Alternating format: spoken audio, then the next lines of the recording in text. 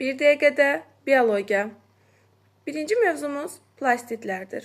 Plastidlər hüceyrənin iki membranlı orqanoidlərindən biridir. Əsasən bitki hüceyrəsi üçün xasdırlar. Xloroplastlar, xromoplastlar və leykoplastlar plastidlərin növləridir. Leykoplastlar əsasən rəngsiz plastidlərdilər. Tərkiblərində ehtiyat qida maddəsi saxlayırlar.